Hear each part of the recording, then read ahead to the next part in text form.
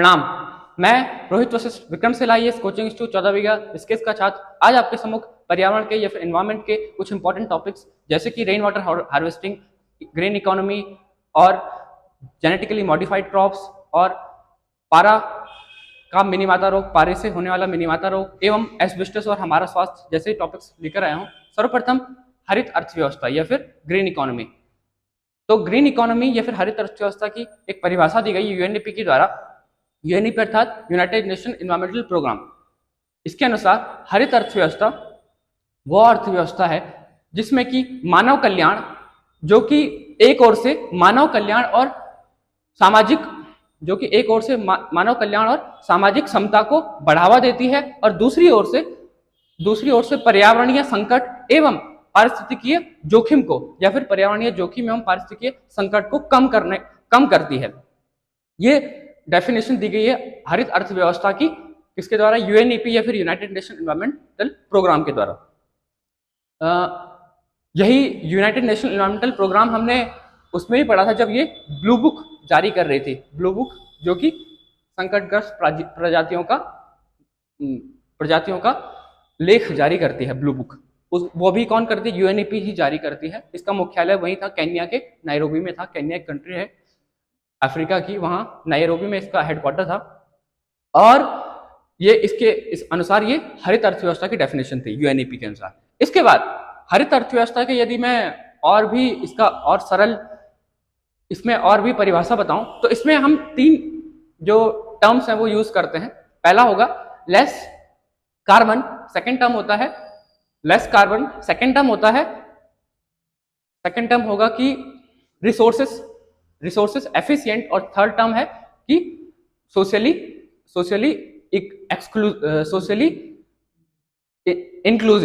Inclusive. तो अर्थात हरित अर्थव्यवस्था से तात्पर्य है कि निम्न कार्बन या फिर low carbon and resource efficient अर्थात संसाधन कुशल एवं थर्ड टर्म था सोशली इंक्लूसिव अर्थात सामाजिक रूप से समावेशी अर्थव्यवस्था से है। तो यदि एक शब्द में इसको कहूं, हरित अर्थव्यवस्था का तात्पर्य निम्न कार्बन संसाधन कुशल एवं समाज के समावेशिता अर्थव्यवस्था से है हरित अर्थव्यवस्था का तात्पर्य। इसके बाद यदि मैं हरित अर्थव्यवस्था के मापकों की बात करूं, हरित अर्थव्यवस्था के मापक कौन कौन से हैं, तो कार्ल बुरकाट के अनुसार 6 हरित अर्थव्यवस्था के मापक दिए गए हैं। वो 6 मापक कौन कौन से हैं? तो वो 6 मापक हैं स्वच्छ परिवहन, भू प्रबंधन, ग्रीन बिल्डिंग, जल प्रबंधन और ऐसे ही 6 मापक हैं। यदि मैं विस्तार से इनके बारे में बताऊं तो सबसे पहले भू प्रबंधन अर्थात जिसमें कि ऑर्गेनिक फार्मिंग या फिर जैविक खेती, जिसमें कि जैविक खेती को बढ़ावा दिया जाता है, जिसमें कि जो खाद है, जो गोबर की खाद है और जो कंपोजिटी खाद है, जो वर्मी कंपोस्ट है, कंपोस्ट खाद अर्थात जो घर का कूड़ा कचरा होता है, घर का जो जैविक कूड़ा होता है उससे जो खाद बनती है उसको कंपोस्ट खाद कहते हैं। वर्मी कंपोस्ट जिसमें केंचुए उस कंपोस्ट खाद को खाते हैं और फिर उनके मल से वो खाद बनती है, तो ये होगी वर्मी कंपोस्ट। तो जिसमें ऑर्गेनिक फार्मिंग में कंपोस्ट खाद, वर्मी कंपोस्ट, गोबर की खाद, इसको बढ़ावा दिया जाता है। ऐसी फार्मिंग को ऑर्गेनिक फार्मिंग कहते हैं और ये ऑर्गेनिक फार्मिंग भू प्रबंधन से संबंधित है। तो जब भू प्रबंधन हम कहेंगे तो कोई भी देश यदि ऑर्गेनिक फार्मिंग कर रहा है तो वो भू प्रबंधक के मापक को फुलफिल कर रहा है। सेकंड जो मापक है हरित अर्थव्यवस्था का कार्ल बुरकाट के अनुसार वो है जल प्रबंधन अर्थात कि जैसे कि जो जल भंडारण है, जिसमें कि जल संरक्षण हो रहा है, जल भंडारण हो रहा है, या फिर रेन वाटर हार्वेस्टिंग हो रही है, तो ऐसे जल प्रबंधन को हम ऐसे में यदि कोई देश इसको बढ़ावा दे रहा है तो वो हरित अर्थव्यवस्था के मापक को फुलफिल करता है। ऐसे ही तीसरा जो इसका मापक है हरित अर्थव्यवस्था का मापक होगा वो होगा भूप्रबंधन, जल प्रबंधन एवं भूप्रबंधन, जल प्रबंधन। और ऐसे ही यदि मैं ग्रीन बिल्डिंग ऐसे ही ये एक इसका तीसरा मापक है किसका, हरित अर्थव्यवस्था का, कार्ल बुरकार्ट के अनुसार।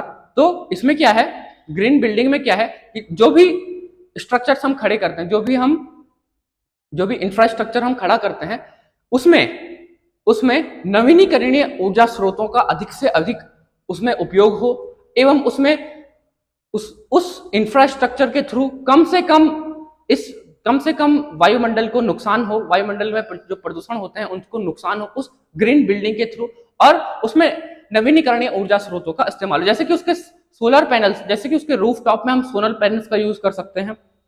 तो ये किस में आ गया, ये ग्रीन बिल्डिंग में आ गया। या फिर उसमें हम रेन वाटर हार्वेस्टिंग का भी उपयोग कर सकते हैं उस बिल्डिंग में, उस इंफ्रास्ट्रक्चर में रेन वाटर हार्वेस्टिंग का उपयोग करें, तो ये भी एक ग्रीन बिल्डिंग का एग्जाम्पल हो जाएगा। तो इनको हमने लिंक करके पढ़ना है। तो यदि कोई भी देश इसको प्रोत्साहन देता है तो वो इस पैमाने पर भी खड़ा उतरता है। तो तीसरा जो पैमाना हुआ वो था ग्रीन बिल्डिंग।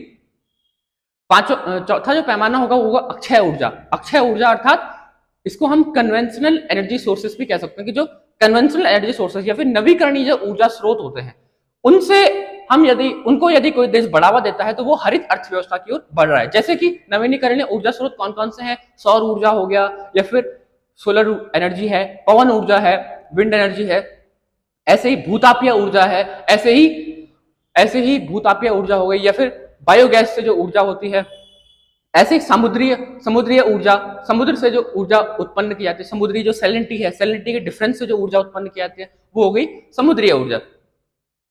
तो ये हो गई अक्षय ऊर्जा या फिर नवीनीकरणीय ऊर्जा स्रोतों को जो देश बढ़ावा देगा वो इस पैमाने पे खड़ा उतरेगा। किस पैमाने पे, अक्षय ऊर्जा के पैमाने पे, हरित अर्थव्यवस्था में। ऐसे ही अन्य पैमाने आते हैं इसमें। और अब यदि ऐसे ही जैसे कि इसमें एक और पैमाना आता है, पांचवा पैमाना, जो होगा स्वच्छ परिवहन या फिर स्वच्छ परिवहन। स्वच्छ परिवहन अर्थात जिस परिवहन में कुछ वैकल्पिक ईंधनों का उपयोग, जैसे कि वैकल्पिक ईंधन क्या हो सकता है, जैसे कि हाइड्रोजन, जैसे कि आजकल हम देखते हैं कि हाइड्रोजन बस होती है जिसमें कि हाइड्रोजन को एज अ फ्यूल यूज किया जाता है, तो वैकल्पिक ईंधनों का उपयोग किया जाता है। ऐसे ही स्वच्छ परिवहन में जैसे सार्वजनिक परिवहन का उपयोग, जैसे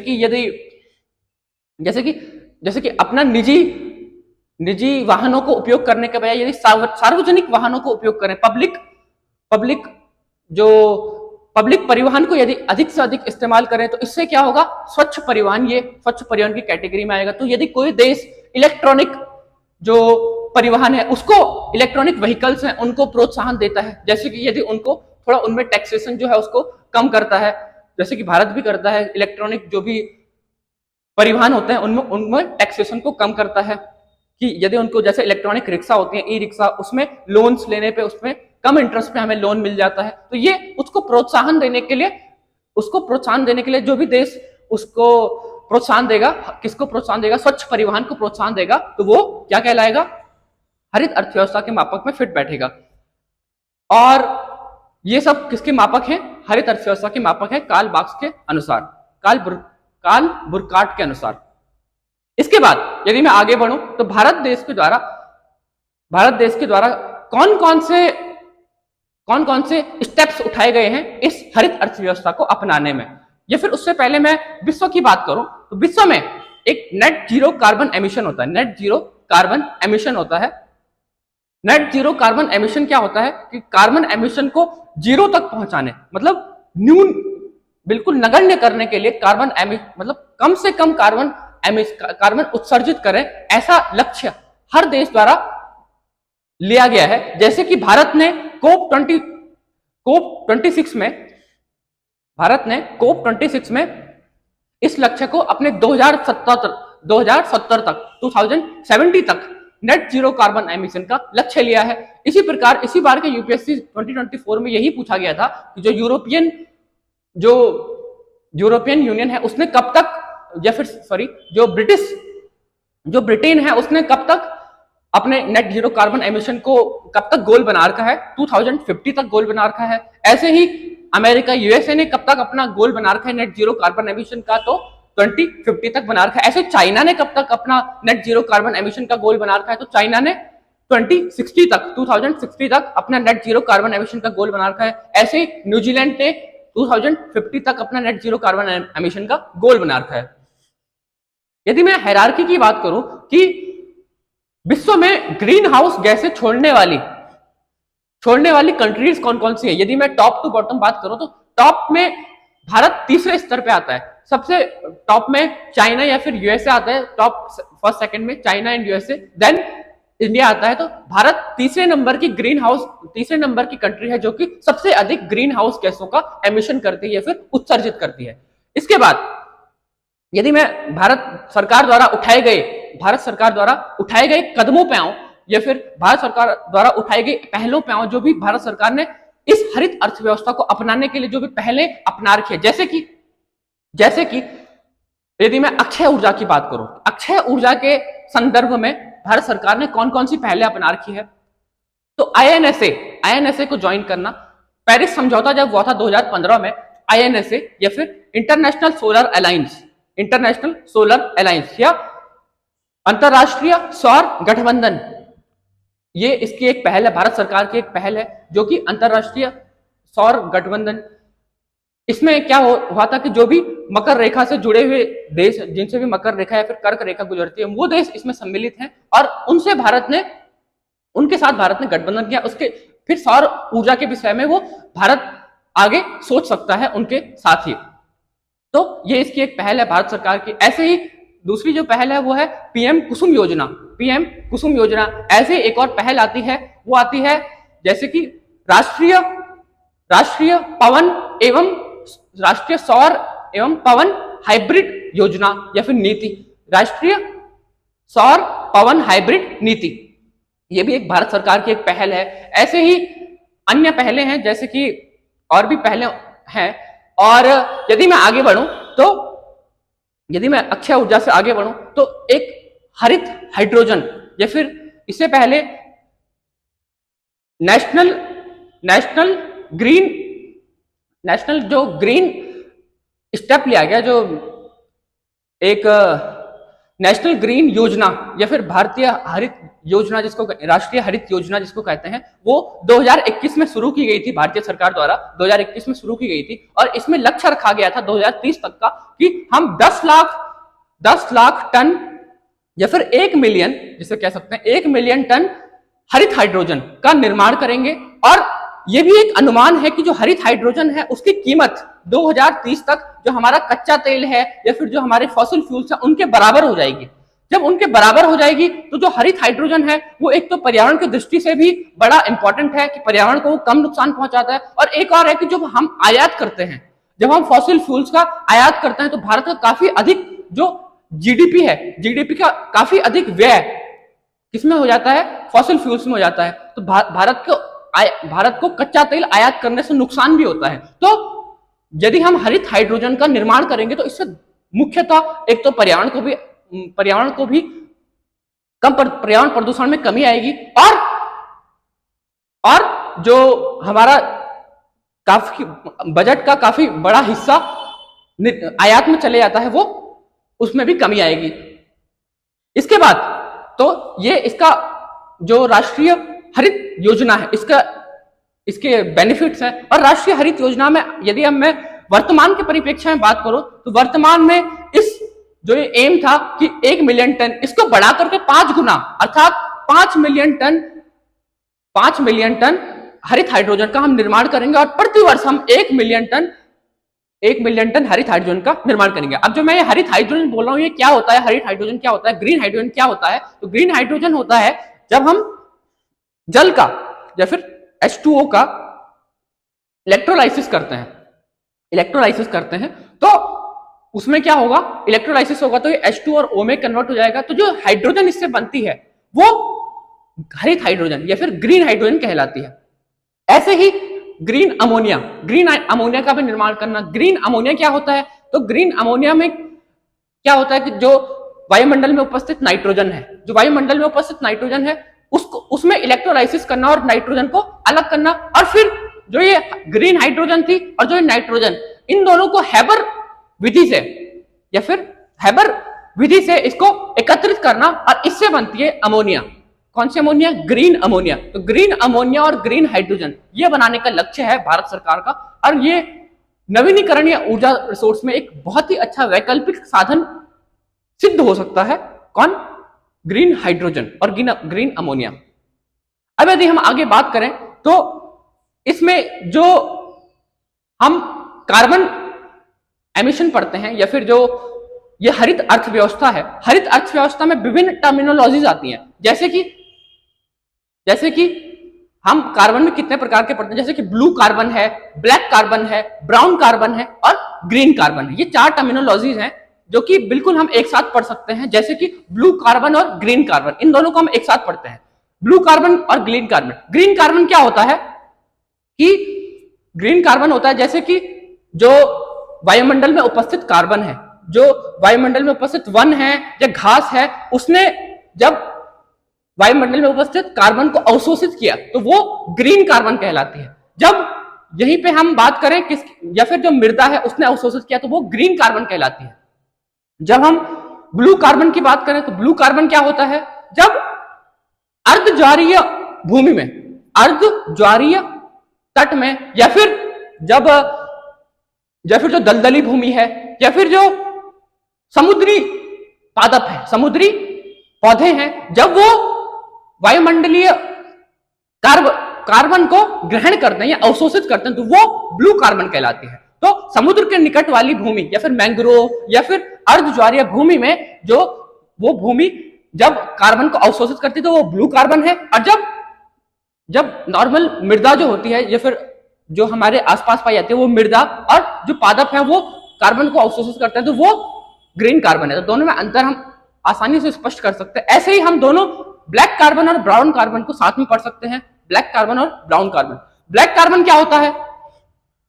ब्लैक कार्बन और ब्राउन कार्बन। ब्लैक कार्बन क्या होता है कि जब जो ऑटोमोबाइल्स हैं, जो ऑटोमोबाइल्स मतलब जो व्हीकल्स हैं, उनके द्वारा जो छोड़ा गया धुआं है या फिर जो भी उद्योगों द्वारा जो छोड़ा गया धुआं है या फिर जो कोयला खनन है, कोयला संयंत्रों से जो कार्बन उत्सर्जित होता है तो वो क्या है? वो ब्लैक कार्बन, वो जो उत्सर्जित होता है उसको हम ब्लैक कार्बन कहते हैं। यदि हम दूसरी तरफ बात करें ब्राउन कार्बन की, तो ब्राउन कार्बन क्या होता है? ब्राउन कार्बन होता है कि ब्राउन कार्बन होता है जो कार्बन किससे होता है? जो कार्बन बायोगैस के कार्बनिक दहन से जो कार्बन उत्सर्जित होता है वो क्या होता है? ब्राउन कार्बन होता है। इन दोनों में से ज्यादा हानिकारक कौन है? तो ब्राउन कार्बन ज्यादा हानिकारक है ब्लैक कार्बन की तुलना में अपेक्षाकृत।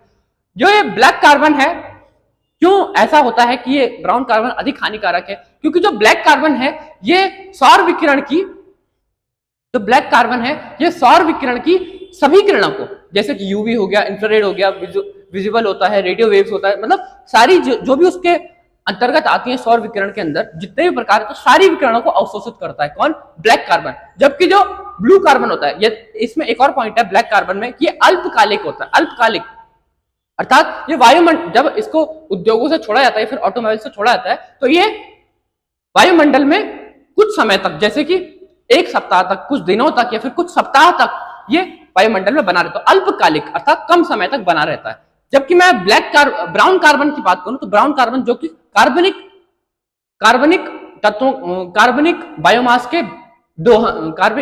बायोमास के दहन से उत्पन्न हो रही थी ब्राउन कार्बन, तो वो इतनी भयावह क्यों है, वो इतनी खतरनाक क्यों है? क्योंकि वो सौर विकिरण के केवल और केवल यूवी स्पेक्ट्रम को अवशोषित करती है। जबकि जो ब्लैक कार्बन थी वो किसको अवशोषित कर रही थी? पूरे के पूरे सौर विकिरण को अवशोषित कर रही थी। परंतु जो ब्राउन कार्बन होती है वो केवल और केवल यूवी स्पेक्ट्रम, मतलब पूरे सौर विकिरण में से केवल यूवी स्पेक्ट्रम को ग्रहण करती है और जो विजिबल रेंज है, जो हमारी विजिबल स्पेक्ट्रम है सौर विकिरण में, उसको कम अवशोषित करती है। तो ये हमारे लिए अपने आप ही हानिकारक हो जाता है यूवी स्पेक्ट्रम। तो ये है कार्बन। कौन कौन से carbon? Green carbon, blue carbon, जो कि हमारे वायुमंडल में प्राकृतिक रूप से पाए जाते हैं, और तीसरा है ब्लैक कार्बन और ब्राउन कार्बन।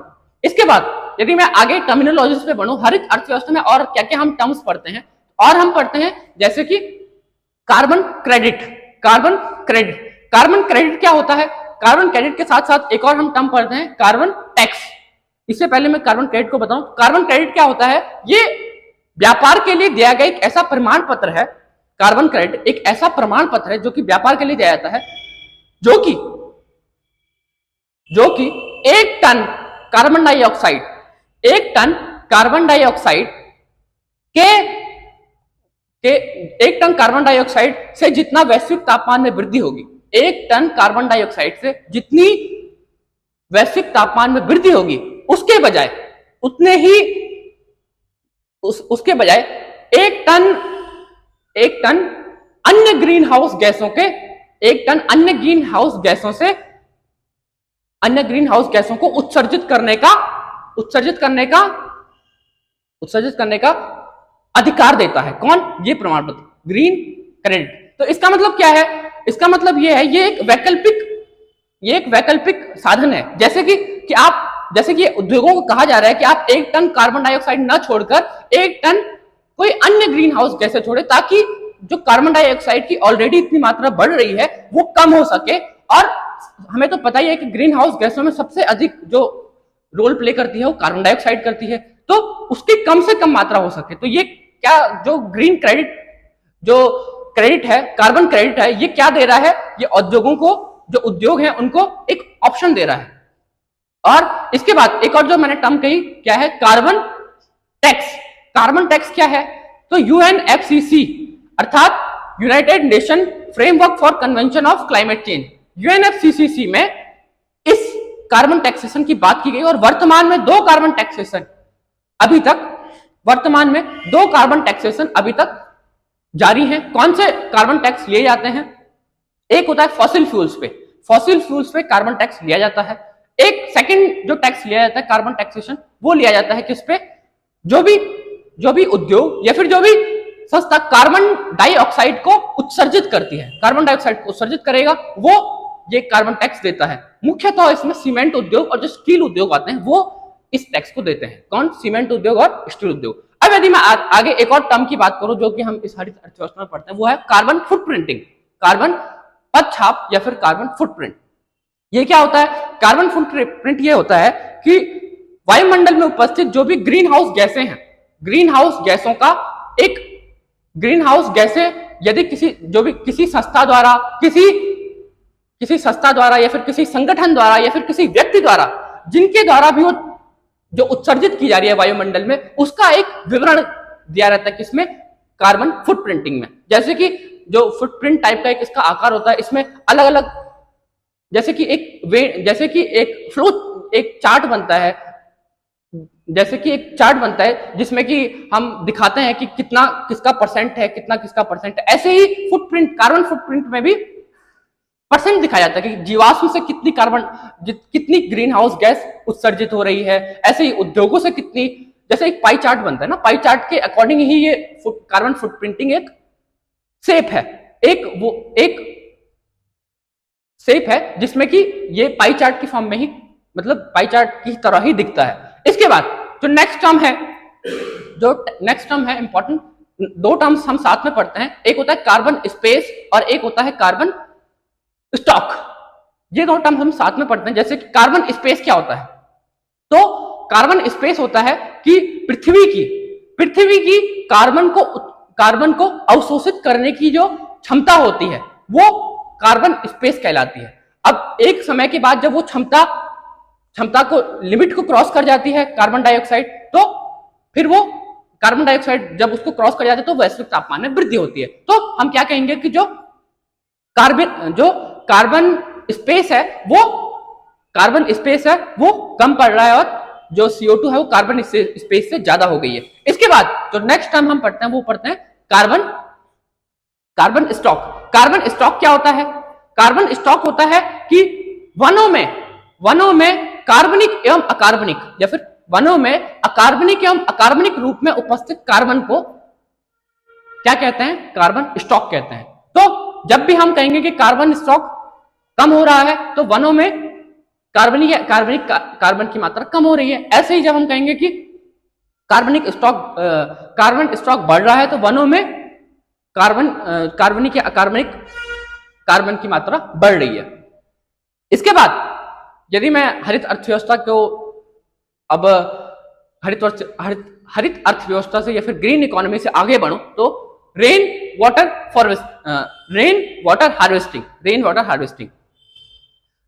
हार्वेस्टिंग इसमें यदि मैं इसको समझाने से पहले इसकी रूपरेखा तैयार करूं तो रेन वाटर हार्वेस्टिंग में आज हमारे पारंपरिक स्रोतों की यदि मैं बात करूं कि हमारे जल संरक्षण में, ये जल संरक्षण से संबंधित टॉपिक है रेन वाटर हार्वेस्टिंग, तो हमारे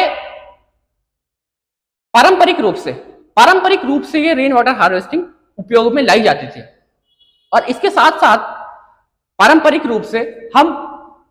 रूप से बावड़ी, स्टेप वेल, लेक, टैंक या फिर झीरी, इनके माध्यम से हम रेन वाटर को भंडारित करते थे और उसको फिर उपयोग में लाते थे।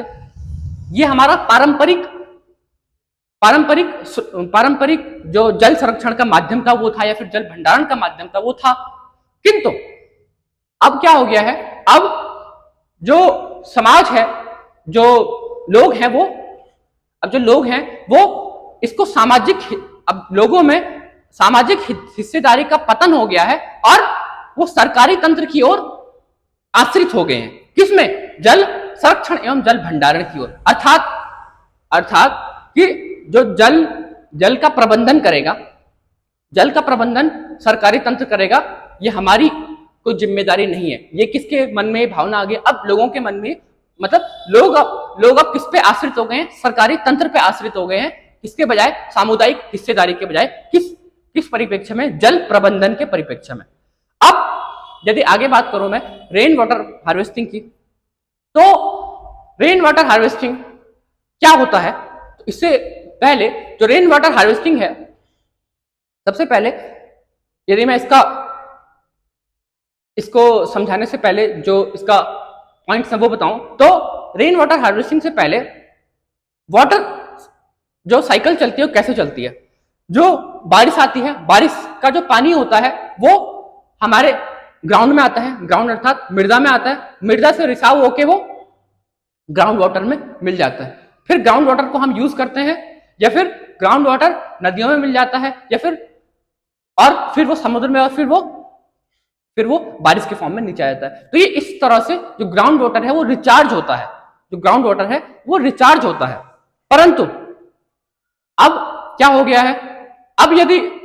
अब हम देखते हैं कि जो कंक्रीट के जंगल हमारे चारों तरफ बन चुके हैं, या फिर जो शहर हैं, शहरों में विभिन्न इंफ्रास्ट्रक्चर बन चुका है। अब इंफ्रास्ट्रक्चर बन जाएगा तो क्या होगा? जो बारिश का पानी आएगा, बारिश का पानी डायरेक्ट ग्राउंड को ना इंटरेक्ट करके किसको इंटरेक्ट करेगा? कोलतार को, जो जिससे सड़क बनती है, फिर सीमेंट को, या फिर जो भी कंक्रीट है उससे इंटरेक्ट करेगा। अब उससे तो रिसेगा नहीं पानी, तो ग्राउंड वाटर रिचार्ज होगा ही नहीं। इससे क्या होता है कि ग्राउंड वाटर में कमी आ जाती है, और जो पानी ग्राउंड वाटर को रिचार्ज करने के लिए जाना चाहिए था वो कहां जा रहा है? वो शहरों की तरफ, या जहां को ढाल है प्लेन्स की तरफ मूव हो जाता है, जिससे कि बहुत क्षति भी देखी जाती है। मानसूनी सीजन में हमारे जो शहर हैं, कई शहरों में बाढ़ के जैसे हालात हो जाते हैं मानसूनी सीजन में, केवल मानसूनी सीजन में। इसी वजह से, क्योंकि जल निकासी और रेन वाटर हार्वेस्टिंग जैसी पारंपरिक चीजों को हम भूल चुके हैं, या फिर उसका उपयोग नहीं कर रहे हैं, जिससे कि अब धीरे धीरे जो हमारा ग्राउंड वाटर है, हम सुन रहे हैं कि जो ग्राउंड वाटर है वो धीरे धीरे किसी शहर का खत्म हो चुका है। जैसे कि हम सुनते हैं कि बेंगलोर का जो ग्राउंड वाटर है वो खत्म हो चुका है। तो क्यों खत्म हो गया? क्योंकि जो बारिश थी वो ग्राउंड वाटर तक पहुंची नहीं, उसको रिचार्ज ही नहीं कर पाई। तो अब इसका जो उपाय है वो क्या है? Rain water harvesting. ये मैंने इसकी रूपरेखा तैयार की। रेन वाटर हार्वेस्टिंग क्या होती है कि बारिश के पानी को कृत्रिम रूपों से भूमिगत जल को रिचार्ज कराना, मतलब बारिश के पानी के द्वारा कृत्रिम रूप से भूमिगत पानी को या फिर ग्राउंड वाटर को रिचार्ज करना, ये क्या कहलाता है? रेन वाटर हार्वेस्टिंग कहलाता है। या फिर इसी को मैं अन्य भाषा में कहूं तो गांव या फिर शहरों में जो रेन वाटर है या फिर जो बारिश का पानी है उसको भंडारित करके उसको सिंचाई के लिए इस्तेमाल करना या फिर घर के कार्यों के लिए इस्तेमाल करना, ये भी रेन वाटर हार्वेस्टिंग के अंतर्गत ही आता है, क्योंकि सिंचाई से भी जितना पौधों को पानी चाहिए होगा उतना उतना वो लेंगे और बाकी का ग्राउंड वाटर में चले जाएगा, तो वो भी रेन वाटर हार्वेस्टिंग के अंतर्गत आता है। यदि मैं रेन वाटर हार्वेस्टिंग के लाभों को बताऊं, जो बेनिफिट्स हैं रेन वाटर हार्वेस्टिंग के वो क्या हैं, तो सबसे पहला जो बेनिफिट है वो है कि जो ग्राउंड वाटर है उसका स्तर में वृद्धि होना, उसके लेवल में वृद्धि होना, जो ग्राउंड वाटर है उसके लेवल में वृद्धि होना। सेकंड जो इसका लाभ है वो क्या है, सॉइल इरोजन, जो मृदा क्षरण होता है उसमें कमी आना, सॉइल इरोजन में कमी आना या मृदा अपरदन में कमी आना, ये इसका बेनिफिट होगा। थर्ड बेनिफिट क्या होगा कि हर समय हर मानसूनी सीजन में जो विभिन्न शहर हैं वहां पे बाढ़ जैसे हालात बन जाते हैं। किस वजह से, क्योंकि वहां रेन वाटर हार्वेस्टिंग जैसे तकनीक ही नहीं है, जल प्रबंधन व्यवस्था ही नहीं है, जल निकासी नहीं है, क्योंकि वहां जल भंडारण जो रेन वाटर होता है उसका भंडारण के लिए कोई उपाय नहीं है, इसीलिए वहां बाढ़ जैसे हालात बन जाते हैं। तो यदि रेन वाटर हार्वेस्टिंग होगी तो हर घर में रेन वाटर को भंडारित किया जाएगा, है ना, तो इससे बाढ़ जैसे हालात नहीं बनेंगे। तो फिर इसके क्या वो हो सकते हैं, और इसके क्या बेनिफिट होते हैं रेन वाटर हार्वेस्टिंग के, जैसे कि राजस्थान जैसे इलाकों में जहां की बरसात बहुत कम आती है, उन इलाकों में जहां पानी की मात्रा बहुत कम होती है, वहां यह मेथड रेन वाटर हार्वेस्टिंग का मेथड पहले से ही एवं अपनाया जाता है और अभी भी अपनाया जा रहा है, और ये वहां बहुत कारगर साबित होता है। वहां एक एक बूंद पानी की बहुत कीमती होती है। इसके बाद यदि मैं रेन वाटर हार्वेस्टिंग के मेथड्स बताऊं कि क्या क्या मेथड्स हो सकते हैं इसको अपनाने के, वाटर हार्वेस्टिंग के अपनाने के कौन कौन मेथड्स हो सकते हैं। पहला method rain water rooftop harvesting. Rooftop harvesting क्या होती है कि घर की जो भी छतें होती हैं या फिर जो भी इंफ्रास्ट्रक्चर हम बनाते हैं, इमारतें जो भी बनाते हैं, उनकी जो भी छतें होती हैं उनसे उनका सारा का सारा बारिश का पानी इकट्ठा करके और उसको हम किसी टैंक में भर सकते हैं और फिर उसको हम अपनी सिंचाई में या फिर किसी भी घर के घरेलू कामों में उसका उपयोग कर सकते हैं। तो ये क्या होगा, ये रूफटॉप हार्वेस्टिंग, इसको हम रूफटॉप हार्वेस्टिंग कहते हैं। और इसके बाद नेक्स्ट जो विधि मेथड हो सकता है वो हो सकता है, जो नेक्स्ट रेन वाटर हार्वेस्टिंग का मेथड हो सकता है वो हो सकता है सोक वेज या फिर रिजर्व सॉफ्ट। इसमें क्या होता है, ये जलोढ़ मृदा जहां पर एलुवियल सॉइल पाई जाती है। एलुवियल सॉइल क्या होता है, जो कि नदियों द्वारा जो चट्टान काट कर लाई गई है उसके द्वारा जो मिट्टी डिपॉजिट की गई है प्लेन्स एरिया में, उसके द्वारा जो मिट्टी डिपॉजिट की है उसको एलुवियल सॉइल कहते हैं। जो एलुवियल सॉइल होती है ये भी दो प्रकार की होती है, बांगर और खादर। एलुवियल सॉइल, तो इसका एक ट्रिक भी होती है, ओल्ड बांगर एंड न्यू खादर। तो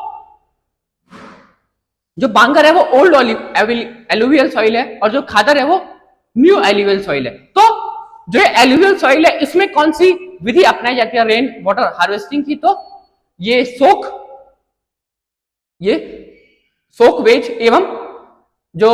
वेज या फिर रिजर्व सॉफ्ट से इस विधि को अपनाया। इसमें क्या होता है कि इसमें हम 15 सेंटीमीटर के या फिर 30 सेंटीमीटर के व्यास वाले हम गड्ढे बनाते हैं और उन गड्ढों का एक आयताकार मुंह बना देते हैं। उसको फिर हम प्रॉपर सीमेंट द्वारा ढक देते हैं और उसके अंदर हम रेत, बजरी और कंकड़ पत्थर डाल देते हैं। इससे वो जो रेन वाटर है उसको अवशोषित कर लेता है और अच्छे रूप से एलुवियल सॉइल उसको अवशोषित करती है और वो फिर भूमिगत जो जल है, ग्राउंड वाटर है, उसको रिचार्ज कर देता है। इसके बाद यदि मैं नेक्स्ट विधि पे आऊं, नेक्स्ट मेथड पे आऊं रेन वाटर हार्वेस्टिंग का, वो हो सकता है नेक्स्ट मेथड पे आऊं जैसे कि खोदे हुए कुओं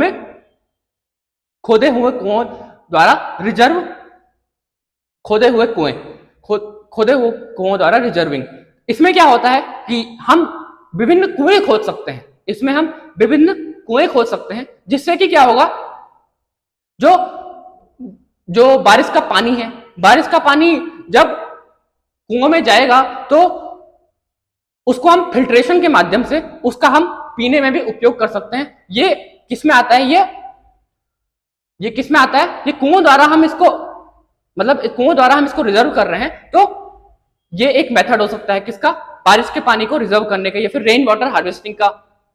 ऐसे ही बहुत सारे मेथड्स आते हैं, जैसे कि हम सड़कों पे, जो हम सड़कों के किनारे छोटे छोटे गड्ढे बना सकते हैं, सड़कों के किनारे छोटे छोटे गड्ढे बना सकते हैं, जिससे कि जो रेन वाटर आता है वो उसके द्वारा भूमिगत पानी में, भूमिगत वाटर में, या फिर जो ग्राउंड वाटर है उसमें रिजर्व हो जाए, उसमें चला जाए। ऐसे ही अन्य मेथड्स हो सकते हैं। अब यदि मैं इसकी हिस्ट्री बताऊं कि हम अपनी हिस्ट्री से भी बहुत कुछ सीख सकते हैं, रेन वाटर हार्वेस्टिंग में अपनी हिस्ट्री से भी बहुत कुछ सीख सकते हैं। जैसे कि हमारे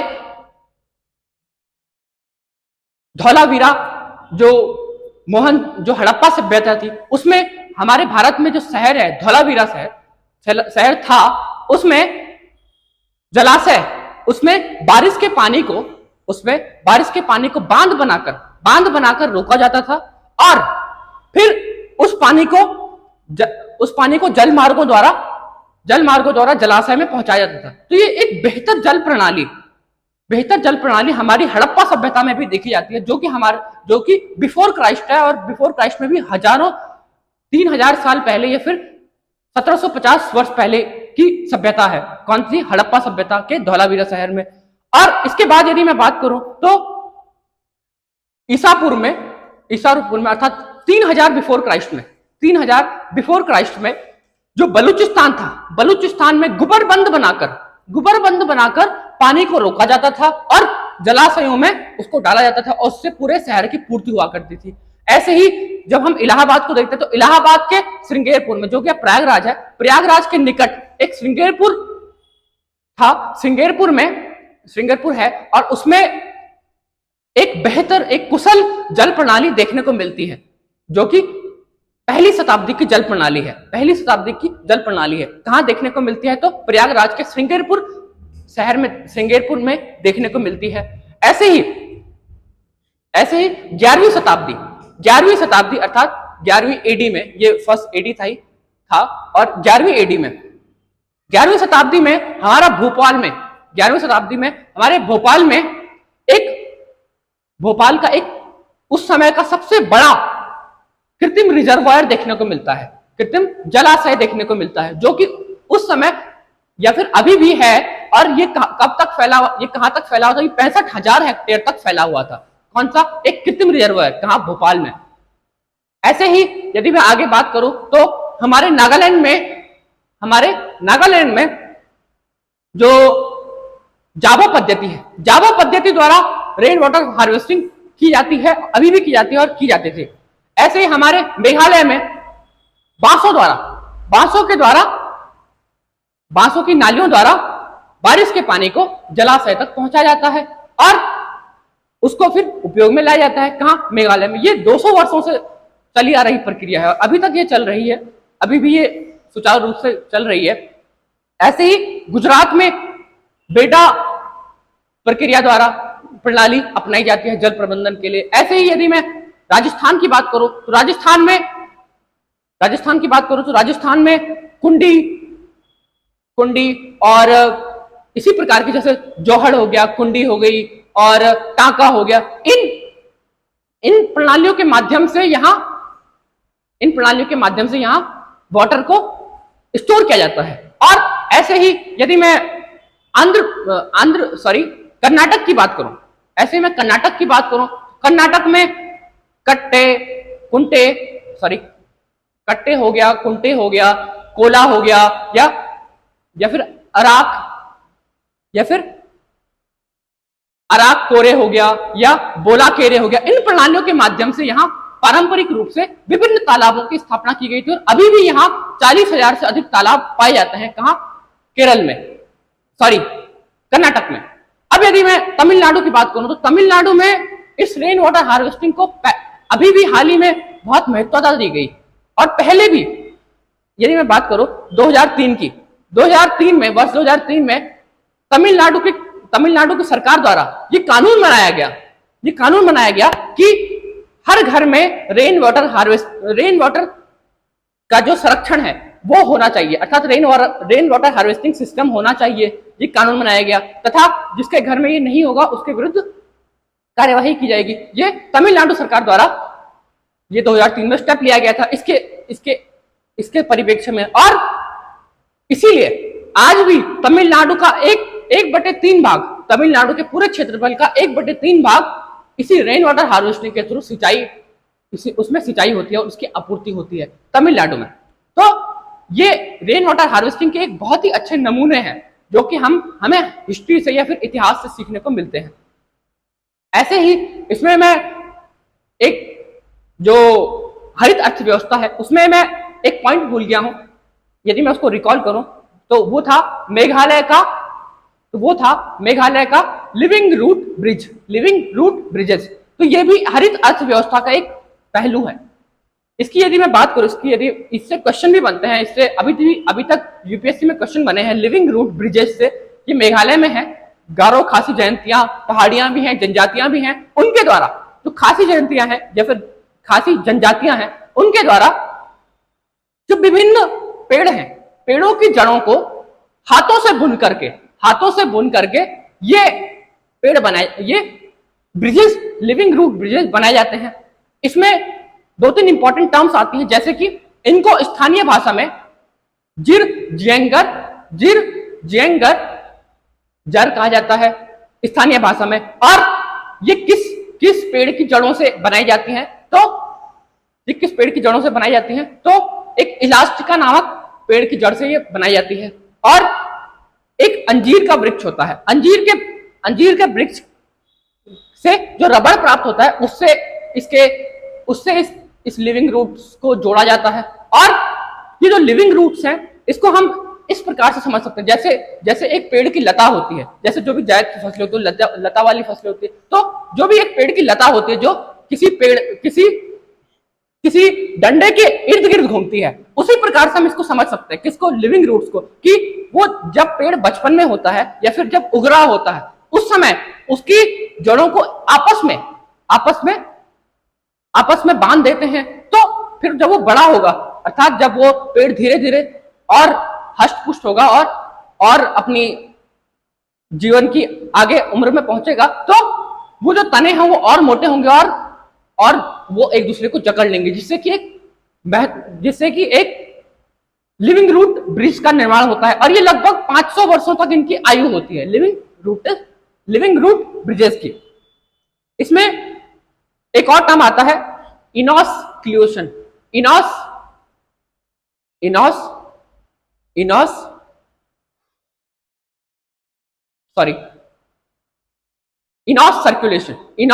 सर्कुलेशन। ये क्या होता है? इनॉस सर्कुलेशन होता है कि जब हम दो पेड़ों के तनों को या फिर दो जड़ों को आपस में बांध देते हैं, तो उस प्रक्रिया को क्या कहते हैं? इनॉस्कुलेशन या फिर इनॉस सर्कुलेशन कहते हैं। ये तो इसमें क्वेश्चन ऐसे बन सकता है कि जो इनॉस्कुलेशन है किससे संबंधित शब्द है, तो ये रूट ब्रिजेस जो कि मेघालय में है, लिविंग रूट ब्रिजेस से संबंधित शब्द है। ऐसे ही यदि मैं रेन वाटर हार्वेस्टिंग पे वापस आऊं, तो जो रेन वाटर हार्वेस्टिंग है इसमें एक और पॉइंट मिस हो गया कि एक होता है कुहल और एक होता है गुहल। कुहल या फिर गुहल, ये क्या होता है? ये शब्द किससे संबंधित है? ये शब्द रेन वाटर हार्वेस्टिंग से संबंधित है। और ये क्या होता है? तो ये एक ऐसे जलमार्ग हैं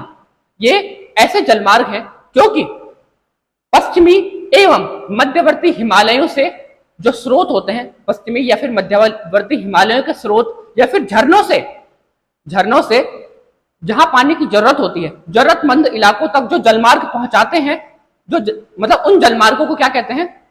जो पानी को पहुंचाते हैं उन जलमार्गों को क्या कहते हैं? कुहल या फिर गुहल कहते हैं। ये इसका इंपॉर्टेंट पॉइंट था। और अब यदि मैं आगे अपने नेक्स्ट टॉपिक की ओर बढ़ूं, तो वो था एस्बेस्टस और हमारा स्वास्थ्य। ये एस्बेस्टस एक रसायन है, और यदि मैं एस्बेस्टस की बात करूं तो ये एस्बेस्टस कहाँ इस्तेमाल होता है, ये कहाँ इस्तेमाल हुआ है? तो एस्बेस्टस का मुख्यतः उपयोग हमारे सीमेंट उद्योग में होता है। सीमेंट उद्योग में भी कहाँ यदि मैं बात करूं तो हमारे राष्ट्रपति भवन में एस्बेस्टस का यूज हो रहा है, हमारे संसद भवन में, हमारे सुप्रीम कोर्ट में, हमारे सरकारी अस्पतालों में, हमारे सरकारी स्कूलों में, हमारे जितने भी सरकारी इमारतें हैं और हमारे जो ड्रेनेज के पाइप होते हैं, या फिर हमारे जो पैकेजिंग सामग्री होती है, या फिर हमारे जो जो हमारे क्या हो सकते हैं ऐसे इन जैसे गाड़ियों के जो क्लच ब्रेक होते हैं या फिर ब्रेक शू होते हैं, इनमें एस्बेस्टस का मुख्यतः इस्तेमाल होता है, एस्बेस्टस का उपयोग होता है। अब यदि मैं एस्बेस्टस की बारे में और बताऊं कि एस्बेस्टस किस तरह से हमारे शरीर के लिए या फिर हानिकारक है, तो इसके बारे में विभिन्न संघों के, विभिन्न देशों की क्या राय है, तो दुनिया भर के 40 देशों की एवं WTO वर्ल्ड टॉयलेट ऑर्गेनाइजेशन की राय है कि जो एस्बेस्टस है इसका नियंत्रित और सुनियोजित उपयोग असंभव है, अर्थात इसका सुरक्षित या फिर नियंत्रित उपयोग, अर्थात इसका सुरक्षित उपयोग कभी पॉसिबल ही नहीं है। अर्थात इसको यदि हम उपयोग करेंगे तो इसका नुकसान ही होगा, इसका कभी भी इससे बचाव हो ही नहीं सकता है। तो इसका बचाव का एक ही उपाय है। क्या उपाय है? वो है बैन। इस पर बैन लगाना। किस पर? एस्बेस्टस पर। और यदि मैं इसके बारे में और बात करूं तो जो एस्बेस्टस है इससे हमारे शरीर का कौन सा अंग सबसे अधिक प्रभावित होता है, तो एस्बेस्टस के कारण हमारे लंग कैंसर होने के जो चांसेस हैं वो बहुत अधिक बढ़ते हैं। लंग कैंसर होने के चांसेस बढ़ते हैं। यदि मैं एस्बेस्टस के बारे में और बताऊं तो जो एस्बेस्टस है, एस्बेस्टस के द्वारा दो बीमारियां मुख्यतः, यदि कोई भी व्यक्ति एस्बेस्टस के संपर्क में रहता है तो उसके द्वारा दो बीमारियां उसमें हो सकती है, दो डिजीजेस। इसके नाम है मीसोथेलियामा एवं एस्बेस्टोसिस और मीसोथेलियामा। यदि मैं भारत के परिप्रेक्ष्य में एस्बेस्टस के बारे में बात करूं तो भारत में एक सीमेंट मैन्युफैक्चरर कंपनी है, एसोसिएशन है, उसके अनुसार भारत में जो एस्बेस्टस है उसका केवल सफेद फाइबर इस्तेमाल किया जाता है, उसका ब्राउन फाइबर इस्तेमाल नहीं किया जाता है। तो और उस पर बैन भी है, जो ब्राउन फाइबर है उस पर बैन भी है एस्बेस्टस के, और सफेद फाइबर इस्तेमाल किया जाता है। और उस कंपनी के द्वारा यह भी कहा गया है कि जो एस्बेस्टस है वो एस्बेस्टस के कारण लंग कैंसर के जो भी केसेस हैं वो भारत में अभी तक नहीं देखे गए हैं, या अभी तक नहीं आए हैं। जबकि इसी परिप्रेक्ष्य में एक अमेरिकी पब्लिक हेल्थ केयर साइंटिस्ट है, उनका ये मानना है कि जो ये एस्बेस्टस है इसको डिटेक्ट करने की भारत के पब्लिक हेल्थ केयर सिस्टम में इसके कारण होने वाले लंग कैंसर को डिटेक्ट करने की टेक्नोलॉजी ही नहीं है। तो ये इस एस्बेस्टस के बारे में पूरा का पूरा एस्बेस्टस और उसके स्वास्थ्य, तो इससे कौन कौन सा स्वास्थ्य प्रभावित होता है, लंग कैंसर होता है, कौन कौन सी डिजीज होती हैं, मीसोथेलियामा होती है और एस्बेस्टोसिस होती है। अब यदि मैं आगे बढ़ूं, पारा और मिनी माता रोग, नेक्स्ट टॉपिक की ओर, पारा एवं मिनी माता रोग। तो यदि मैं केवल पारे की बात करूं तो पारा Hg, इसका रासायनिक नाम है Hg, और पारा, यदि मैं एलिमेंट्स की बात करूं तो पारा एकमात्र एक ऐसा तत्व है जो कि सॉलिड होते हुए भी लिक्विड फॉर्म में पाया जाता है, एक ऐसा सॉलिड है। अब यदि मैं पारे की बात करूं तो जो पारा होता है वो कहां इस्तेमाल होता है, कहां दैनिक जीवन में इस्तेमाल होता है, तो ये होता है हमारे थर्मामीटर में, जो भी वो ग्लासेस के थर्मामीटर होता है उसमें पारे का इस्तेमाल होता है, ऐसे ही जो हमारे ब्लड प्रेशर नापने वाली मशीन होती है उसमें भी पारे का इस्तेमाल होता है। ऐसे ही जो हमारा ब्लड प्रेशर नापने वाली मशीन है, ऐसे ही जो सीमेंट उद्योग है उसमें भी पारे का उपयोग होता है। ऐसे ही जो ऊर्जा एवं सोना खनन क्षेत्र है वहां पर भी पारे का उपयोग होता है। ऐसे ही जो बल्ब होते हैं, जो बल्बों में इसका फ्लोरोसेंट जो बल्ब होते हैं उनमें पारे का उपयोग होता है। अब यदि मैं पारे से होने वाली बीमारियों की बात करूं, नॉर्मल बीमारियों की, मिनी माता की मैं बाद में बात करता हूं, पहले नॉर्मल मतलब पारे से, यदि केवल पारे से ही कौन सी बीमारियां होती है, जैसे कि शरीर के किस अंग पे प्रभाव डालता है मानव के, तो पाचन तंत्र को नष्ट करना, पाचन तंत्र इससे नष्ट होता है, किससे? पारे से। ऐसे ही किडनी फेलियर के जो चांसेस होते हैं वो भी किससे हो सकते हैं? पारे से हो सकते हैं। ऐसे ही जो पारा होता है वो, ऐसे ही पारे के थ्रू हमारे जो सुनने, बोलने एवं देखने की क्षमता का भी ह्रास होता है, उसमें वो नष्ट हो जाती है। ऐसे ही जो हमारी स्मरण क्षमता होती है, जो हमारी स्मरण क्षमता होती है, उसमें भी इसका दुष्प्रभाव पड़ता है। किसका? पारे का। अब यदि मैं आगे बात करूं पारे के मिनी माता रोग के बारे में, जो कि मेरा मेन टॉपिक है, पारे का मिनी माता रोग। तो ये मिनी माता क्या है? मिनी माता जापान का एक शहर का नाम है, मिनी माता। तो जापान के शहर में, मिनी माता शहर में 1956 में एक सिस्को कंपनी थी। सिस्को कंपनी, वो Cisco company vinyl chloride, Cisco company vinyl chloride का उत्पादन, विनाइल क्लोराइड से जो प्लास्टिक उत्पादन है उसमें विनाइल क्लोराइड का उपयोग करती थी, और उसी साथ साथ एक पारे के यौगिक का इस्तेमाल करती थी, पारे के यौगिक का इस्तेमाल करती थी। अब अवशिष्ट के रूप में, एक अवशिष्ट के रूप में इस पारे के यौगिक को, अवशिष्ट के रूप में पारे के यौगिक को, जो कि मिथाइल मरकरी को और एक और रासायनिक अवशिष्ट को मिनी माता खाड़ी में या फिर शिरानोई सागर में डाल देती थी। कौन? सिस्को कॉर्पोरेशन की एक फैक्ट्री, रासायनिक फैक्ट्री। इससे क्या हुआ? अब ये अकार्बनिक रूप में डालती थी, जो मिथाइल मरकरी है इसको अकार्बनिक रूप में कहां डालती थी? मिनी माता खाड़ी में डालती थी। अब जो ये मिनी माता खाड़ी में डालती थी, जिससे कि अब जो मिथाइल मरकरी है, मिथाइल मरकरी अकार्बनिक रूप में कम घातक होता है, परंतु कार्बनिक रूप में अधिक घातक होता है। तो जब ये समुद्र की तलहटी में जाता था तो ये मिथाइल मरकरी कार्बनिक रूप में परिवर्तित हो जाता था। किसके द्वारा? माइक्रोब्स इसको कार्बनिक रूप में परिवर्तित कर देते थे। तो जो मिथाइल मरकरी है, फिर ये मछलियों के अंदर, फिर ये पादपों, समुद्री जीव जंतुओं के अंदर ये आ गया। उसके बाद मानवों ने उनका भक्षण किया, तो मानवों में भी ये आ गया। इस प्रकार से मिनी माता शहर में ये फैल गया। इवन जानवरों में, विभिन्न जो लोग हैं, विभिन्न जनमानस की बहुत हानि हुई, और बहुत लोगों की, इसमें हजारों लोगों की मृत्यु हुई, और गंभीर रूप से घायल भी हुए कई लोग। विकलांग हुए। किसके कारण? इसी मिनी माता रोग के कारण, मिनी माता मतलब इस पारे के प्रदूषण के कारण। अब जो ये अकार्बनिक, इसका अर्थ क्या है? जो सिस्को कंपनी थी वो अकार्बनिक रूप में हमारे मिथाइल मरकरी को समुद्र में डालती थी, और वो कार्बनिक रूप में हम ग्रहण करते थे, तो वो अधिक हानिकारक हो जाता था। तो इसका क्वेश्चन ये बन सकता है कि हम जो पारे का प्रदूषण है उसका मुख्य यौगिक क्या था? तो उसका मुख्य यौगिक था मिथाइल मरकरी। इसके बाद जो विनाइल क्लोराइड था उसका फॉर्मूला क्या है? उसका फॉर्मूला है C2H3Cl। C दो C हो गए, डबल बॉन्ड, और C2H3 और Cl। इसके बाद यदि मैं आगे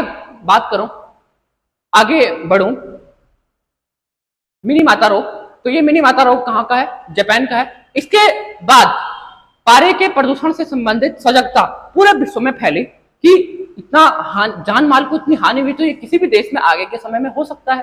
तो इसके बारे में 2009 में पर्यावरण मंत्रियों की, विभिन्न देश के पर्यावरण मंत्रियों की बैठक हुई 2009 में, वर्ष 2009 में।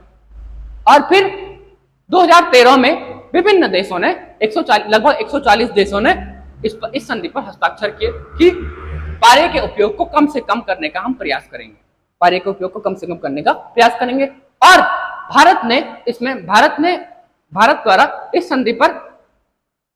इस संधि का अनुमोदन 30 सितंबर 2014 को किया गया। किस संधि का? तो मिनी माता समझौता। इसको मिनी माता समझौता ही नाम दिया गया। इस बीमारी को भी मिनी माता डिजीज कहा गया, क्योंकि ये मिनी माता शहर से शुरू हुई थी। अब यदि मैं आगे अपने नेक्स्ट टॉपिक की ओर, जेनेटिक मॉडिफाइड क्रॉप्स या फिर जीन संवर्धित फसलें की ओर आगे बढ़ूं, जीन संवर्धित फसलों की ओर आगे बढ़ूं, जेनेटिक मॉडिफाइड क्रॉप्स क्या होती हैं? तो जिन फसलों को, यदि मैं इससे पहले एक और पॉइंट है उसकी बात करूं जेनेटिक मॉडिफाइड क्रॉप्स में, कि भारत में जेनेटिक मॉडिफाइड क्रॉप्स में बीटी कॉटन जो कॉटन है उसका सबसे अधिक सफल हुई है। बीटी कॉटन, बीटी में बी जो है वो बैसिलस के लिए होता है, बैसिलस अर्थात बैक्टीरियम। ये एक बैक्टीरियम है, और ये एक बैक्टीरियम है। और बीटी कॉटन जो है और बीटी बैंगन भी भारत में चली थी, बीटी बैंगन का भी भारत में उपयोग किया गया था, बीटी बैंगन का भी, परंतु कोर्ट के आदेश के द्वारा इसको स्थगित कर दिया गया, इसको आगे नहीं बढ़ाया गया बीटी बैंगन को। परंतु बीटी कपास जो है इसको अभी भी मतलब ये अभी भी सुचारू रूप से विकसित हो रही है भारत में, और इसकी और अधिक खेती हो रही है बीटी कपास।